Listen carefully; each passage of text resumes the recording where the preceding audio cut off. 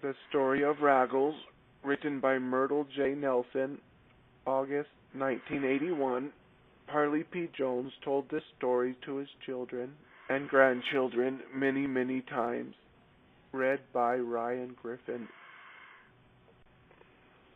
Janet and her father and mother lived way out on a ranch. They were a long way from town, and even their nearest neighbors lived miles away. Janet often helped her father feed and take care of the horses and cattle on the ranch. Sometimes, too, she rode out on the range with him. However, she did get so lonesome and often wished that she had a friend or even a pet to play with. One day, she told her father how she felt and asked him if she could have one of their horses for her very own. Her father smiled and promised to think about it. One morning, as Janet was helping to feed and water the horses in the corral, she heard something that made her stop and look. There was a pony standing at the gate and trying his best to get in. He was so thin and poor and looked as if he was about to starve. He paced back and forth in front of the gate, looking anxiously at the other horses in the corral. Janet called out, "Dad, look at that poor little pony out there. He just looks so hungry and ragged. Can't we do something for him?" As her dad looked up at the pitiful little horse, he said, "Well, Janet, my girl, go let him in, and we'll take care of him until we find his owner." She ran to open the gate, and the little pony eagerly followed her to the corral. Her father fixed a place for him to eat and drink, but cautioned Janet not to feed him too much too soon. As she watched the little horse eat, she patted his neck and said, "Daddy, I don't think I've ever seen a horse as skinny and as sad-looking as this one. Even his coat is tattered and torn. He just looks so ragged that I think we should call him Raggles."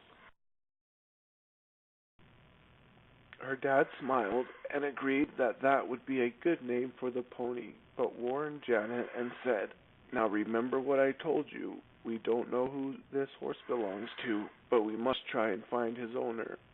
As the days went by, no one came to claim Raggles, and Janet spent many happy hours brushing and caring for the little horse until he began to look trim and well kept. Whenever he saw Janet, he would come to the fence and nudge her softly, just as if he were trying to thank her for all that she had done for him. In the meantime, Janet's father had called the newspaper in town and talked with friends and neighbors trying to locate the owner of Raggles. However, no one seemed to know anything about the little horse. When school started in the fall, Janet's father finally agreed to let her ride him to and from school. It wasn't long until all Janet had to do was to get on the little pony and say, "Raggles, take me to school," and then, "Raggles, take me home," and he would take her wherever she needed to go. As winter set in, it became more difficult for Janet and Raggles to get back and forth to school because of the snow. At recess one day, the teacher called all the children together and told them all to get home as quickly as possible. She warned them that the radio had reported that a terrible blizzard would soon be in their area. The teacher helped Janet onto Raggles. Then she tied her in the saddle with a rope. She told her to get home quickly, as she had the longest distance to travel. Janet kept looking up at the sky, and it seemed that the blizzard was coming right in the direction of her home. They were getting close to the ranch when the blizzard struck in all its fury. The snow came down so thick and fast that Janet was confused and could not tell which way to go.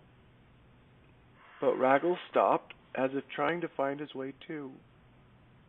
So Janet reached out and patted his neck and said, "Take me home, Raggles, take me home." At home, Janet's parents were very worried and wondered if she had stayed with the teacher or if she was trying to get home. Through the storm, They prayed that if she was out in the blizzard, that Raggles could find his way and bring her safely home. Janet's mother lit a lamp and placed it in a window, hoping that the light would shine out in the storm. She kept watching out the window, watching for any sign of movement. Finally, she said, "Daddy, come here. I think something is out there by the window." He threw the door open, and there he saw Janet and Raggles covered with snow and almost frozen. Quickly he untied the rope and lifted Janet from the saddle, then put her into her mother's waiting arms. Janet's father took Raggles by the bridle and carefully felt his way out to the corner of the house. During the winter time, he kept a rope tied from the house out to the fence. Then, by following the fence, he could find his way to the barn. He and Raggles slowly made their way and were finally in the warmth of the barn, where he gently cared for the tired and shivering little pony. By the time he got back to the house, Janet was in warm, dry clothes and was resting by the fire. As the family knelt in prayer around the supper table, every heart was thankful for a Raggles that had brought Janet safely home through the storm.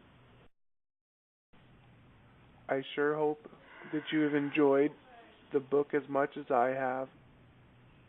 I love you lots, and I hope you continue to use this as much as you can, and hope to see you soon. Love, Brian.